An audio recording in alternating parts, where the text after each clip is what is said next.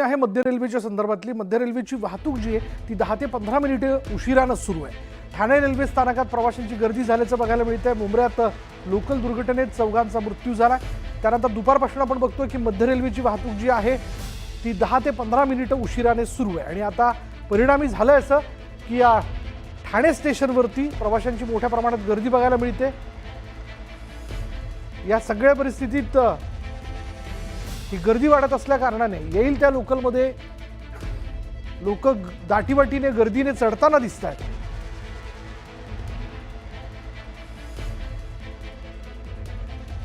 अपघातानंतर ही मध्य रेल्वेवरील परिस्थिती जैसे थेच आहे असं म्हणावं लागेल।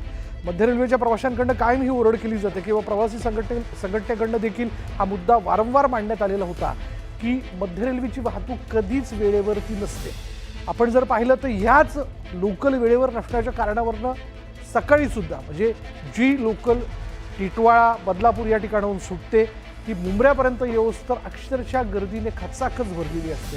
म्हणजे मुंब्र्याच्या अगोदरच्या स्टेशनपर्यंत आपण असं म्हणूयात की दिव्याला ती खचाखच भरून जाते आणि पुढे मुंब्र्यातल्या लोकांना तर चढताच येत नाही। आणि त्यात जर फास्ट लोकल असेल तर मुंब्रा या ठिकाणी थांबायचा विषयच येत नाही। पण दुर्दैवाने सगळे आपण जर पाहिलं तर अशाच प्रकारे अगदी दाटीवाटीने भरलेली लोकल जी होती ती मुंब्रा या स्टेशनहून जात होती आणि त्याच वेळी काही प्रवासी जे आहे ते ट्रॅकच्या मधोमध आणि काही प्रवासी प्लॅटफॉर्मवरती पडल्याची घटना घडली। कारण हे प्रवासी दरवाजामध्ये लटकत होते, दरवाजात लटकून प्रवास करत होते।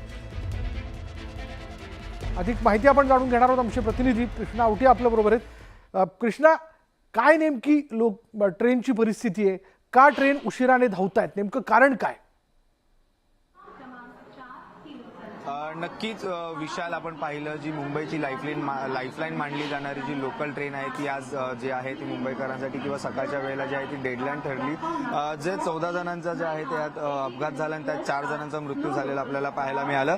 आणि मी सध्या उपस्थित आहे या ठाणे परिसरात। ठाणे 5 नंबर फलाट क्रमांक 5 येथे आपण पाहू शकतो अजूनही आपण पाहू शकतो जे आहे मोठ्या संख्येने प्रवासी जे आहेत आपल्याला प्रवास करताना पाहायला मिळाली। याच्या आधी जी आहे ती कर्जत ट्रेन देखील गेलेली आहे। त्या कर्जत ट्रेनमध्ये आपण पाहू शकतो मोठ्या प्रमाणात जे आहे ते प्रवासी अगदी दरवाजात लटकून जाताना आपल्याला दृश्यांमध्ये पाहायला मिळेल। आणि आता देखील आपण पाहू शकतो जी कल्याण ट्रेन आहे, कल्याण आणि यानंतर जी कसारा ट्रेन लागण्यात आलेली आहे ती देखील जे आहे उशिराने धावताना आपल्याला पाहायला मिळतं। आपण पाहू शकतो दृश्यांमध्ये रात्रीचे 9:30 वाजत आलेले आहेत तरी मोठ्या संख्येने जे आहे ते ठाणे स्टेशन फलाट क्रमांक 6 वरती आपल्या घरी जाण्यासाठी किंवा इच्छुक स्थळी जाण्यासाठी मोठ्या संख्येने जे आहे ते नागरिक आपल्याला दिसताना पाहायला मिळतात। अद्याप कारण जे आहे ते अस्पष्ट आहे। जे कारण जरी ट्रेन जी आहे ती 10 मिनिटं किंवा 7 मिनिटं उशिराने आपल्याला धावताना पाहायला मिळत आहे, परंतु कारण जे आहे ते अद्याप अस्पष्ट झालेलं आपल्याला पाहायला मिळते की ट्रेन नक्की उशिरा काय।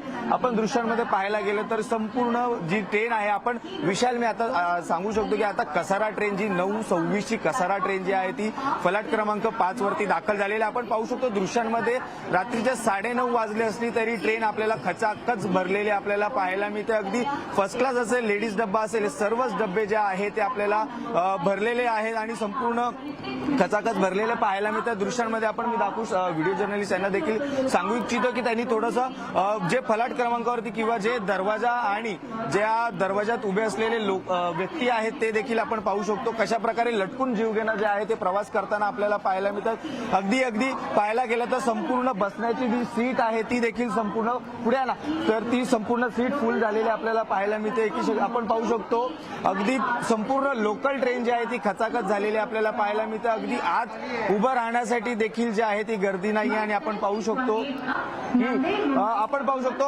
जो दरवाजा आहे या संपूर्ण ह्याचा दरवाजा आणि किंवा फलाट क्रमांकावरचा जो पॅसेज आहे तो संपूर्ण आपल्याला पाहायला मिळतो। आणि जे सर्वच जे प्रवासी आहेत ते अगदी दरवाजाच्या कोपऱ्याला उभे राहून प्रवास करताना जीव घेणं प्रवास करताना आपल्याला पाहायला मिळतात। दृश्यांमध्ये अगदी आपण पाहू शकतो उभं राहायला जागा नाहीये तरी जो प्रवासी आहे तो उभा आणि वरती जे आहे तो सपोर्ट घेऊन एकत्र किंवा संपूर्ण जीव घेणा प्रवास करताना आपल्याला पाहायला मिळतात।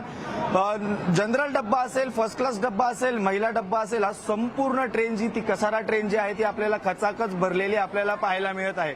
विशाल, धन्यवाद कृष्णा या सगळ्या माहितीबद्दल। आणि याच कारणामुळे आपण बघतोय की अजूनही प्लॅटफॉर्मवरची गर्दी कमी झालेली नाहीये।